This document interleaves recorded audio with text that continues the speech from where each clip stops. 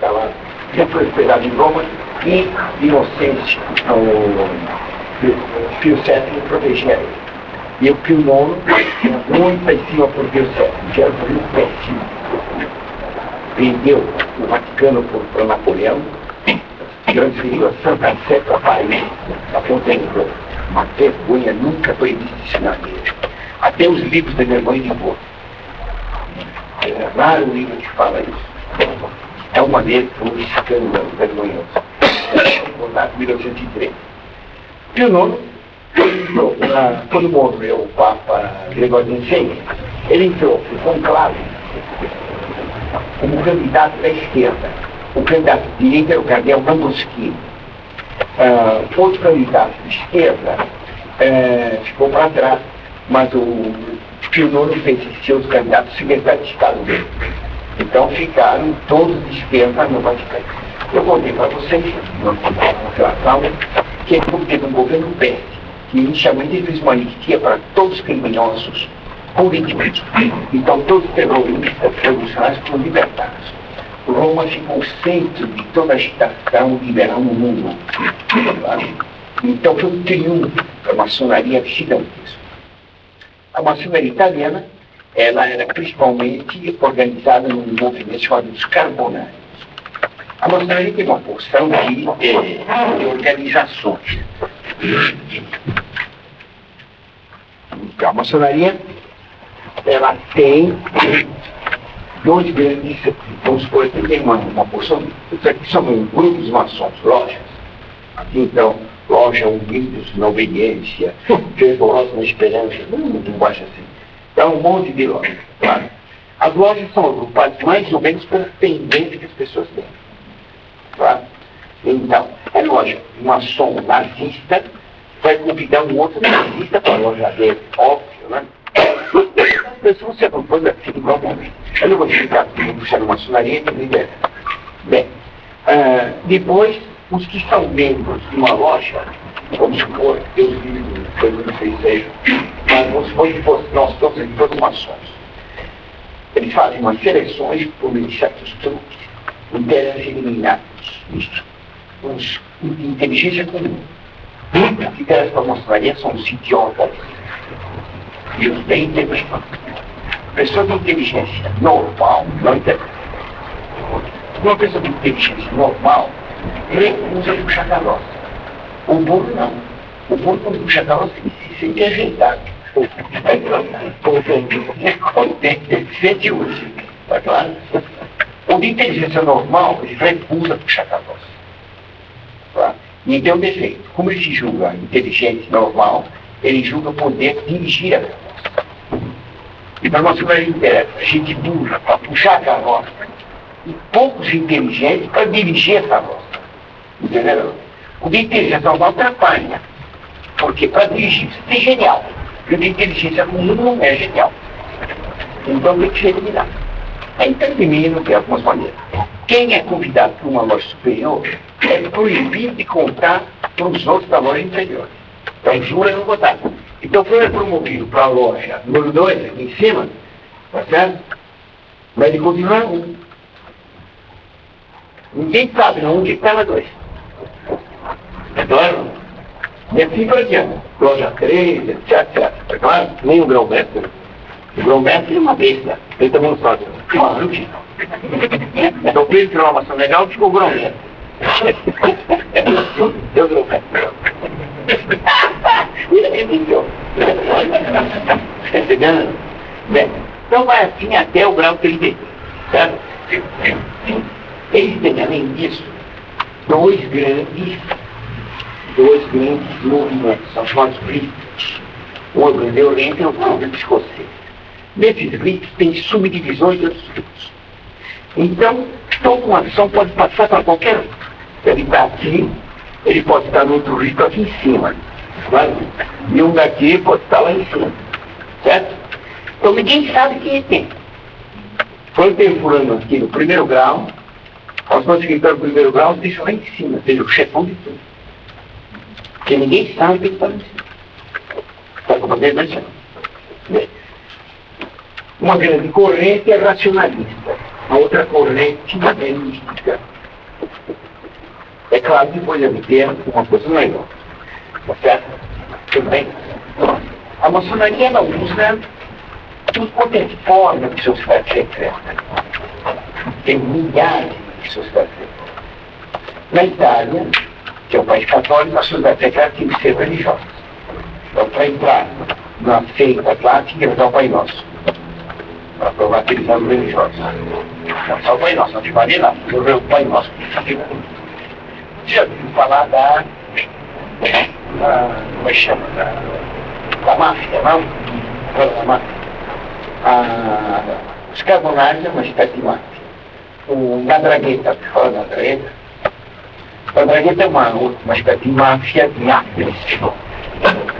E tem a Camorra, que é uma outra máfia, outra sociedade secreta. A Nadrangheta, a Camorra, a Máfia Nostra, Cosa Nostra, são sociedades secretas de crime. Que nem aqui tem no PCC, o Comando Vermelho, exploram o jogo, essa floresta, exploram aqui no Brasil o jogo de jogo, tráfico de drogas, escravidão de mulher, exercício, tudo isso aí. As sociedades baixas, elas trabalham com a proteção das sociedades políticas. Claro? Então o PCC está ligado na porção de políticos, juízes, advogados, leitores. Claro? Eles têm penetração até na alta cúpula do governo. Na Itália também. Essa máfia, ela é uma organização internacional de crime, mas que tem ligações com a maçonaria. Se nós tivermos necessidade de eliminar alguém, a máfia dá um jeito, a máfia pronto, a culpa é da máfia, de droga, você esconde bem a mão que mandou. Entendeu? Mas tem que organizar. O crime organizado trabalha para uma sociedade política mais importante. Aqui o crime o PCC tem um nome típico, né? O Comando Vermelho é comunista, evidente, é ligado ao PT, óbvio. Certo? Não tem prova nenhuma disso, né? Uma besta aqui nos seus primeiros, dá uma mulher, que você quer ser lá, funciona com você. Estou aí, eu não dou nenhum superior. Uma pessoa que é inteligente, não percebe. Se tem que pegar o 33, e é tudo secreto, o amigão que levou para lá diz, escuta, quando é que eu vou para o 34? Sabe falar? Se tem 33, 80 maçonaria tem 92 graus. Portanto, é 93. Então ninguém conhece o que se tem mais grupos, mais tenebros, certo? Os carbonários são uma sociedade extremamente importante na Itália. O nome carbonário é dos carvoeiros. Eles queriam dizer que a sociedade secreta tinha se iniciado na Idade Média com os que faziam carvão. Que queimavam lenha, faziam carvão. Certo? Vendia esse carvão. Eles tinham uma sociedade secreta, então, de origem operária e medieval. Não tem nada disso, é uma sociedade criminosa. Os carbonários atuavam no Vaticano. É no Vaticano que eles atuavam. Uma maçonaria. O papel importante dela é no Vaticano. Ela quer destruir a igreja, não vai se usar no budismo. No budismo já está tudo num livro, no papo do diabo e no X. Não só está no papo. Vai tomar no X e dá. Está tudo espetadinho. Então o diabo vai se preocupar com controlar o budismo. Está absolutamente controlado. Mas a igreja não é problema. Certo? A maçonaria italiana, ela, então, os carbonários eram uma alta maçonaria, desses termos mais relevantes. Ela tinha muita penetração no Vaticano. Os nomes dos chefes se conhecem, mas não publicamente. O Vaticano tem os nomes dele, é um cardeal. Certo? A Itália, você já sabe, eu tinha dito na vez passada, a Itália era um país cheio de...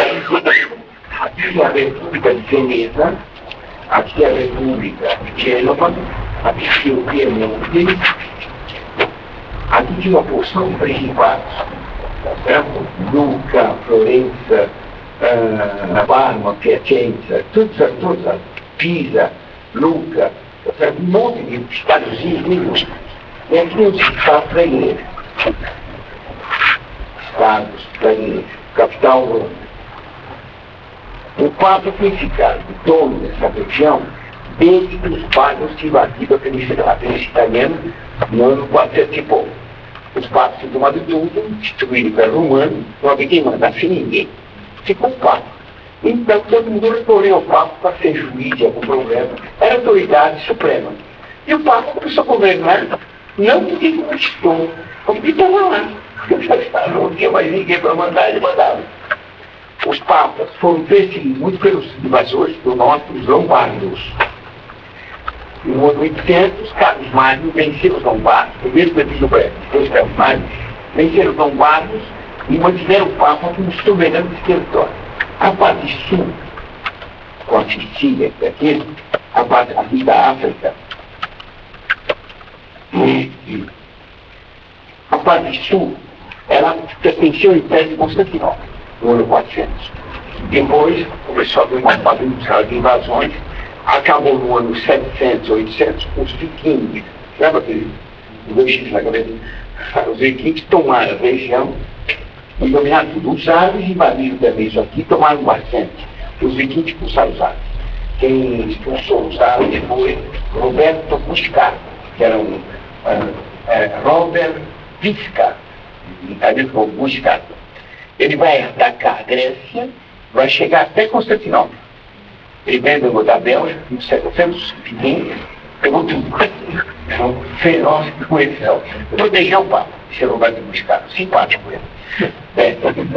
O Papa Inocêncio III fez a besteira de entregar essa parte de entregar o imperador da Alemanha e da Suábia, que a Alemanha está.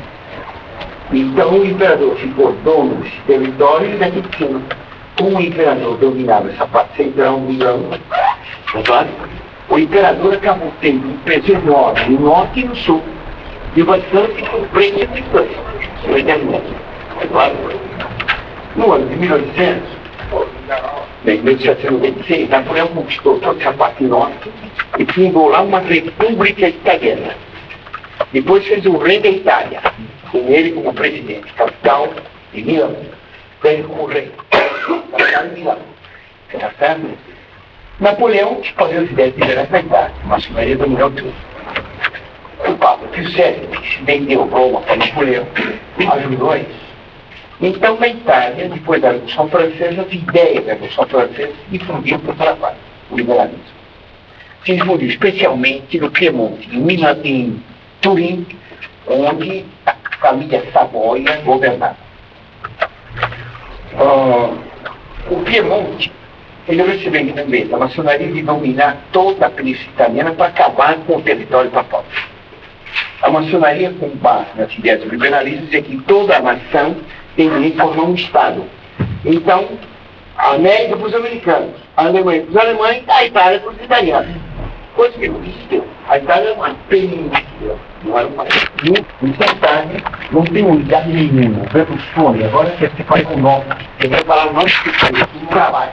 Só o norte trabalha. Quer proclamar independência, o norte não. Independência do norte. Independência do norte. Né? Então, na Itália, no século XIX, o liberalismo com base no Piemonte era uma monarquia. Tá? Foi fundada lá por um tal Giuseppe Mazzini, que agora é rua aqui no bairro, né? Mazzini. É a rua Mazzini, é perto aqui, né? Entre o Cambuci e a afirmação. Mas é Giuseppe Mazzini? É Mazzini. A rua lá é Mazzini, só, mas é o nome. É que começaram Giuseppe. Zezinho Mazzini. O Giuseppe Mazzini fundou uma cidade secreta, Giovane Italia. Giovane Italia. A Jovem Itália. Jovem porque queria se formar um novo país. Um país independente e unido. A união se faria com a Casa Savoia. Certo? Portanto, tem que eliminar uma. A finalidade maçônica de unir a Itália era acabar com os Estados Unidos. Por que Deus permitiu na história isso aqui? Porque aqui tinha uma multidão de pequenas repúblicas, mas minúsculas, que é um acolchoado, uma quimera de isopor entre o Papa, a França e a Alemanha, que eram os estados mais potentes da Idade Média. Então eles só tinham uma proteção de isopor, de grãos de isopor, que impedia que atacassem o Papa. O Papa. Está bem claro? Aí o Papa era protegido dessa maneira. Tudo bem, compreendeu? Ótimo. Fazer a unificação e acabar com o Papa. Na Itália, logo surgiram os padres que tinham o objetivo. Por que não fazer a unificação? Em vez de fazer o rei de Piemonte, o rei da Itália, faz o Papa presidente dos italianos. Pronto. É um presidente eleito pelos cardeais, mas presidente da República. Está claro? Junta todo o Papa presidente. Está claro? Quem inventou essa solução nacionalista unitária com o Papa presidente foi o padre Gioberto. O padre Gioberto que então a Itália une com o Papa presidente. Isso é uma coisa absurda, claro? Uma coisa sem cabimento. Ao mesmo tempo vai se fazer na Alemanha a jovem Alemanha, claro? A unificação da Alemanha, certo? Como conseguir a unificação da Itália e da Alemanha em 1870. A Itália sofreu revoluções, 1820, 1830, depois agora em 48 já com o Papa, 48 ele já era Papa, tá certo? Muito facilmente. O Papa Pio IX foi eleito por esse problema todo. A unificação da Itália com a eliminação do Papado. Certo? Então a discussão era, deve-se resistir ao movimento nacionalista, como manda a doutrina católica, ou deve-se apoiar o nacionalismo e o Papa ficar o presidente da Itália. Rei de Roma, presidente da Itália. Claro. Isso era uma promoção para o presidente, uma dimensão. Porque ser presidente é menos que ser rei. Então, Pio IX tinha simpatias por isso. A maçonaria carbonária trabalhava para isso. Claro. Quando Pio IX foi eleito, eu falei que houve uma disputa entre Pio IX e o cardeal Rambusquin, que era um cardeal de direita antiliberal. Pio IX ganhou e nomeou um secretário de Estado liberal. Tá? Depois ele fez uma consulta, fez uma assembleia em que os deputados, tinha 24 deputados em volta. Quer dizer, não era rei, era 4 anos, mas tinha uma assembleia de deputados nomeados por ele, alguns outros eleitos, mas era uma assembleia de deputados, começava a entrar a democracia na igreja. Claro, ele aceitou. Ele nomeou o primeiro-ministro maçom, chamado Rossi, ele fez uma consulta, ele fez uma listinha, libertou todos os terroristas. Uma consulta, uma Câmara de Deputados. Depois ele fez, então, o primeiro-ministro, Rossi, maçom, claro. Depois mandou fazer uma Constituição. Uma Constituição liberal. Certo? O liberalismo em frente e tudo mais. Ele era revolucionário. Quando ele foi eleito, foi uma festa na maçonaria, já contei isso. Por todo lado se gritava Viva Pio IX. Que é um posto proibido de gritar Viva Pio IX. Então você mandava gritar Viva o Papa. Não interessa se chama Pio IX, Pio VII, Bento XVI, o Papa é que é Papa. O nome da pessoa não interessa. A maçonaria queria Pio IX. Então, ele não podia sair na rua. E tinha movimentado de uma igreja para outra igreja, que tinha tanta festa da maçonaria para ele, que ele não podia mais se mexer. Então, rapaz, o rei de Nápoles, o rei de Nápoles proibiu em Nápoles o grito de Viva Pio IX, que era um grito subversivo. Claro. São João Bosco em Turim, São João Bosco em Turim proibiu militar de Campinas, viu que está vivo, Papa. A mocidade, então, fez uma intriga tremenda, Dom Bosco foi abandonado por quase todos os padres. Baseou no oratório. A maior parte da luz foi tudo embora. Depois fizeram um assalto no convento de Dom Bosco, no oratório. Mas um assalto a tiros. Não é? Não quero patrulha por perto. O negócio era sério. E talvez sim, uma brincadeira. Dom Bosco era contra Pio IX. Ele é a favor do Papa. Depois ele vai ficar muito amigo do Pio IX. Pio IX também fica amigo dele. Eu já contei isso aqui em boa parte da vez passada, certo? O Papa Pio IX, a primeira encíclica que ele promulgou, a primeira encíclica de Pio IX, chama-se Singulari Quadra, contra o liberalismo. Contra. Quem escreveu foi o Cardeal Longusquini, quem para agradar, tinha perdido o cara, deixou escrever e assinou. A Singulari Quadra foi publicada em 1854, já tinha mudado bastante. 1854. Ela diz que interessa aqui, só esse trechinho, olha só.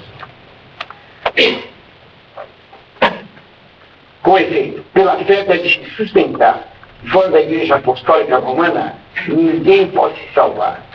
Essa é a única arca da salvação feita por Deus. E quem nela tiver entrado, não tiver entrado, perecerá no dilúvio.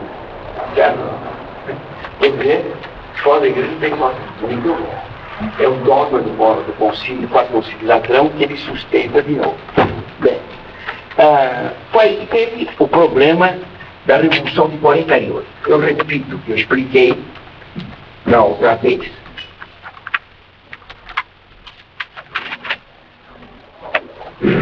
Eu repito rapidamente. Em 1948, teve a Revolução em Viena. Então, o rei do Piemonte, eu acho que foi em 48. 1948, Revolução em Viena. Houve revolução em toda a parte. O rei do Piemonte, a capital do Piemonte, como eu disse, é Turim. Milão está aqui. Milão era na Áustria. Então, aqui tinha a fronteira. Os piemonteses atacaram os territórios austríacos e venceram os austríacos. E pediram para todos os italianos se juntarem a ele contra os alemães, que dominavam a Itália. Era uma guerra, então, nacionalista. Toda a Itália apoiou. O Papa apoiou também. Aqui passou o Rio Pó, certo? É o Rio Coelho. O Papa mandou tropas dele até o Rio Pó, mas não atravessaram o Rio Pó. Claro. O rei de Nápoles, eu contei, mandou uma esquadra e pegou lá devagarinho para aqui por um pneu, demorou para consertar, me botar o cheiro, porque a esquadra movida aqui. Desculpe, senhor, que rei mandou a esquadra? O rei de Nápoles, certo? O rei do Piemonte era Carlos Alberto, o rei Carlos Alberto. Então, por isso tempo que apareceu aquele grande músico italiano, Giuseppe Verdi, né? Que todo mundo gritava, Viva Verdi. Na verdade, é Vittorio Emanuele, re di Itália. Vittorio Emanuele de Itália. Então, Viva Verdi, quer dizer, viva aí. Vittorio Emanuele, do Piemonte, depois ser o filho da Saldanha. Então, os piemonteses venceram os austríacos em Milão e avançaram mais para cá. Aqui do lado de Ligada, aí os austríacos recomeçaram, trouxeram mais tropas, vieram para cá, derrotaram os italianos e expulsaram os piemonteses, foram embora e ameaçaram Turim. Então os piemonteses pediram socorro ao Papa que atacasse os austríacos pelas costas. E o Papa recusou. Quando ele recusou, a maçonaria deu ordem de uma revolução em Roma. Os demônios dominavam tudo, então eles mataram o primeiro-ministro com navalhada com isso, né? Botaram uma navalhada só, foi a cabeça do Ross, do ministro Ross. Fizeram um carnaval, fizeram um carros de triunfo, carros alegóricos. Um deles carregando a navalha, outros o assassino da cabeça do Ross. O Palácio do Papa foi atacado a tiros. E diz a maçonaria? Claro, Outro próprio assunto. o Ross ficava de no Papa. Sabe desse problema? Todos por são maçons, vai ter um contra o outro. Então atacaram o Palácio do Papa, o Papa teve que fugir. Contra isso, ele fugiu, o embaixador de Orense pegou ele para a cidade e a embaixatriz levou ele para Gareta, para São Paulo, em seguinte estava em Gareta. Os austríacos venceram, tomaram Turim, o rei do Piemonte, teve que abdicar, em nome do filho dele, Vitório Emanuel II, e aí então os austríacos queriam tomar Roma, mas os franceses chegaram antes, mandaram esquadras, foram deixar cair os austríacos. Quando tomaram Roma, pegaram os arquivos da maçonaria carbonária intactos. Esses arquivos que eu tinha um livro aqui, só desapareceu, uma pena, sobre a maçonaria carbonária. As cartas que tem lá são sensacionais. Porque são cartas com código, né? Não se sabe o nome das pessoas, provavelmente eram cardeais. Então, trata de como dominar a igreja no mundo. Certo? São textos fabulosos. Eu não vou apenas de memória nos parar. Então ele diz que é um tal Vindex, que é o chamado Nímbios, dois cognomes. Tá certo? Os dois, Vindex especialmente ia ser cardeal. Então ele trata da questão dos assassinatos terroristas. O que adianta os nossos filiados matarem um católico, botando o pescoço dele na rua, o sangue dele escorrendo na sarjeta, a multidão olha e faz. A igreja não tem medo no pinhão afiado. Esse é um método para cair Abel.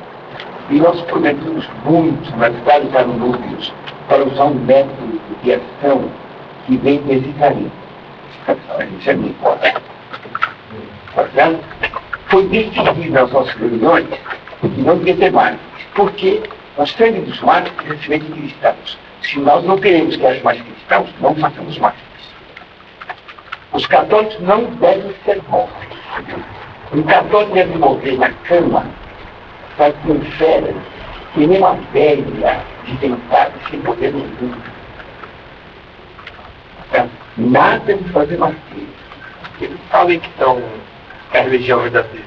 Não, está perfeitamente. Porque eles só mandaram um Papa agora, no último caso. Agora eu vou olhar isso, o Papa tem que denunciar, se não o quê? Porque o Papa é maior. Você não tem dúvida. Você, a filha de Goliath, está com o Papa, de nome brutal. Brutal. Você não é incompetente, ele é isso, aquilo, olha, coisa. Bem, então, eles tinham que matar somente o caso. Certo? Não passamos mais. Sem os mais cristãos. Se não queremos que haja mais cristãos, não passamos mais. O que adianta o sangue derramado por uma das nossas glórias? Então, Sadivama era uma cidade secreta ali, que matava as pessoas. Mas isso não adianta nada.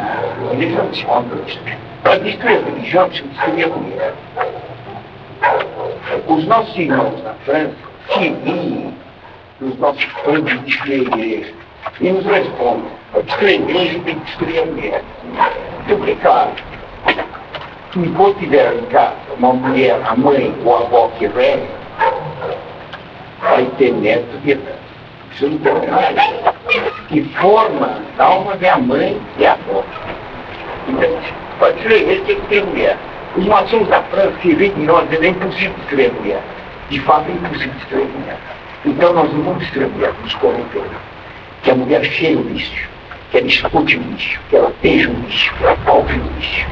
E quando a mulher fizer tudo isso, não haverá mais igreja para agora. Hoje aumentaram a televisão. A dona de casa não ia para ver sessões de pornografia.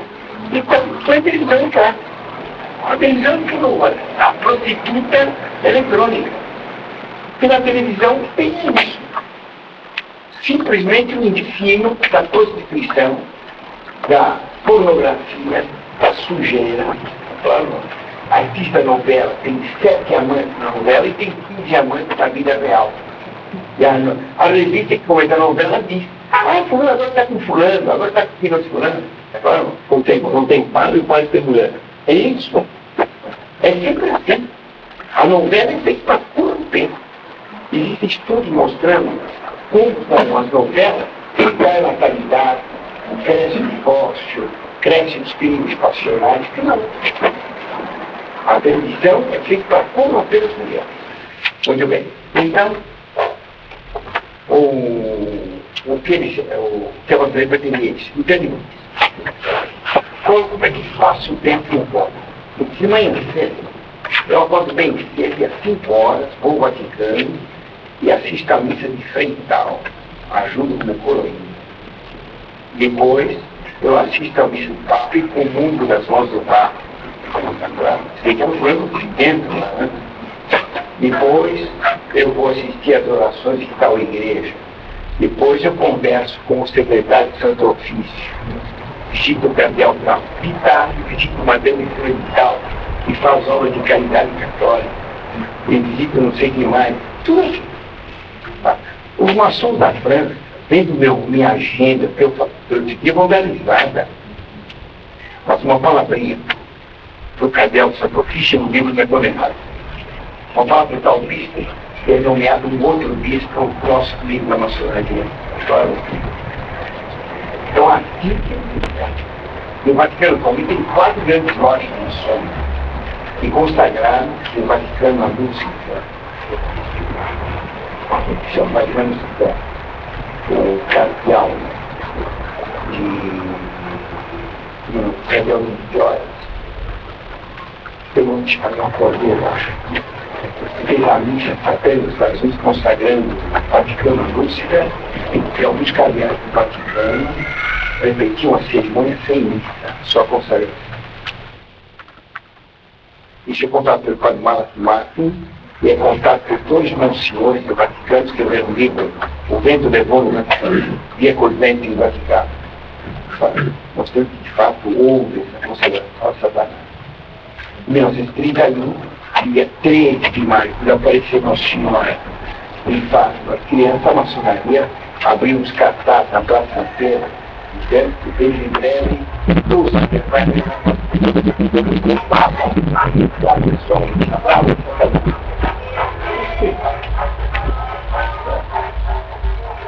então o plano dele tem que dar poder. Quando o Papa estava lá, ele voltou, esse documento foi entregue para ele, ficou afirmado. A Revolução deu um susto enorme no Papa, porque quando ele foi deposto, Mazzini e Garibaldi proclamaram a República em Roma, com pancadaria nos padres, algumas mortes. Mas não foi como a Revolução Francesa, mas no Vaticano isso causou um pavor enorme. O Papa voltou e voltou outro homem. Ele vai mudar 180 graus. Então vai ser o Papa mais feroz contra a maçonaria de toda a história da Igreja. É claro. É um colosso. Ele vai ser o Papa que vai trabalhar mais contra a maçonaria. Ele é um homem violento. Era muito agradável, tinha uma voz muito bonita, muito simpática. E é muito violento com as pessoas. O corpo dele ainda morreu em 1938, continua absolutamente intacto. O que ele vai fazer de mais importante? A primeira coisa importante que ele vai fazer é em 1854, ele vai proclamar o dogma da Imaculada Conceição.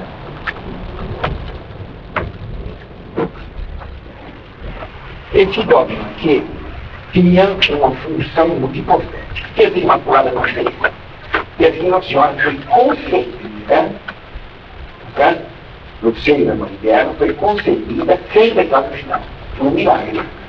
as graças de Cristo preservaram ela de ser contaminada por pecado original. Então, Nossa Senhora é como Eva, como Eva, que ela foi, ela é tão perfeita quanto Eva, a mulher, no esplendor da manhã original.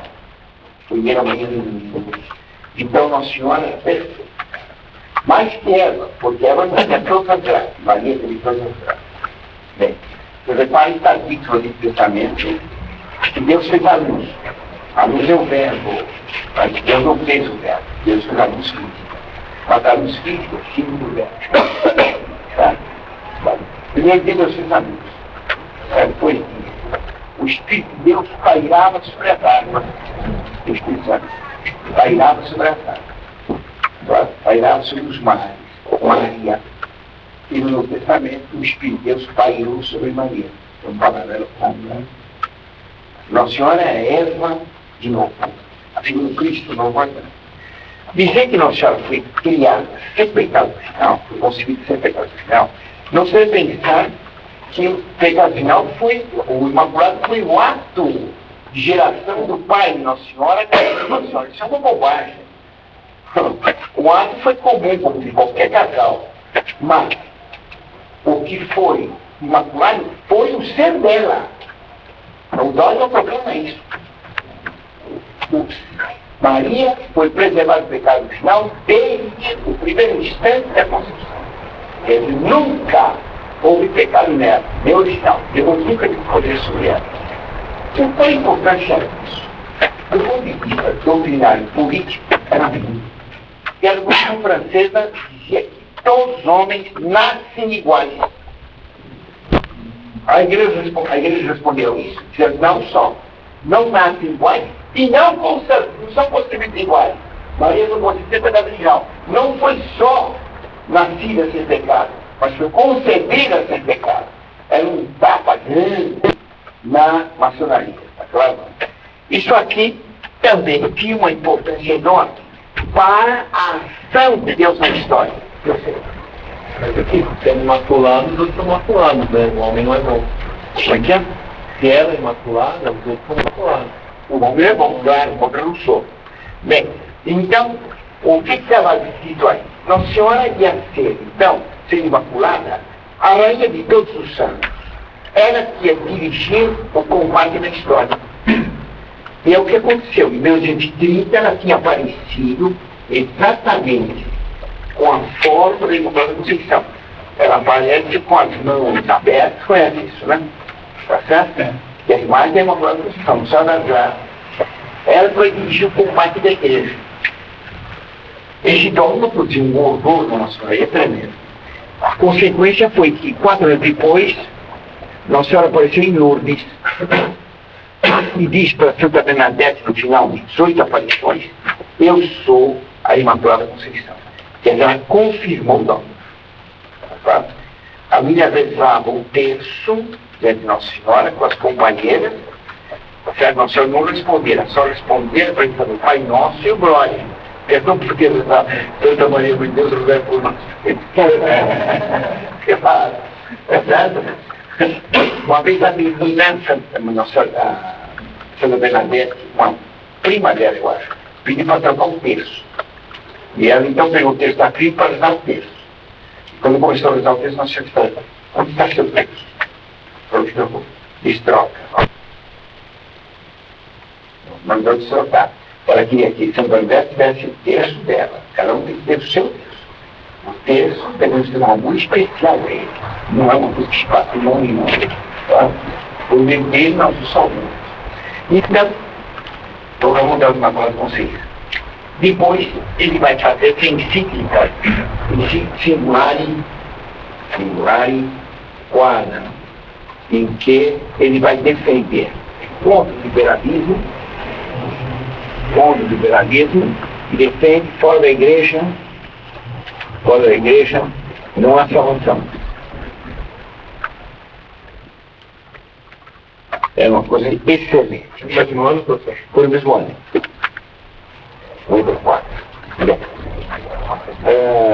Agora, a Havia duas maçonarias, como eu falei para vocês, uma do Grande Oriente, panteísta, e outra espírita. A maçonaria do Grande Oriente, ele é racionalista. Então a razão compreende tudo. Vai defender a ciência, tá claro? A técnica, não é? Tá claro? Vai ser muito anticlerical. E vai ter outra corrente, a corrente da maçonaria mística, a maçonaria martinista, que vai ser irracionalista.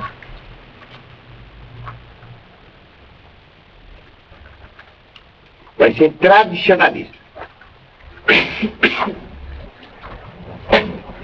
Ela que vai dar origem a todos os tradicionalistas atuais. Não para o que dizia o racionalista se compreende. A razão humana compreende tudo. A ciência resolve tudo. Não tem que pensar no outro mundo, não tem alma, não tem céu, não tem inferno. Só tem esse mundo. A igreja é uma mentira. Isso é o racionalismo. A maçonaria martinista se dizia contra ela. Quais eram os principais líderes daqui? O principal líder daqui era Bonetti, primeiro na corrente, Lamennais. Depois o Bonetti. Depois um outro, José de Mestre. José de Mestre já tinha morrido. Não, José de Mestre está aqui também. Aquele Debonaldo, Leonoso Cortez.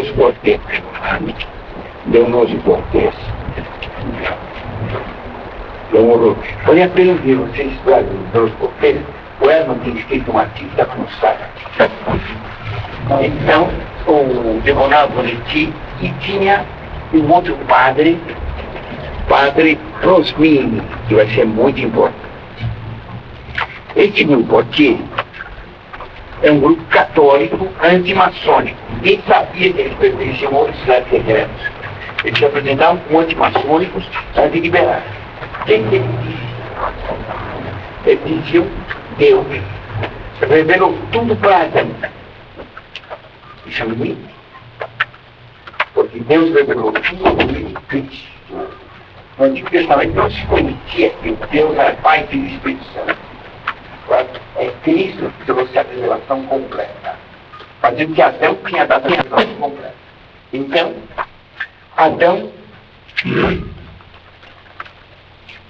Deus revelou tudo a Adão, Deus se revela a Adão, que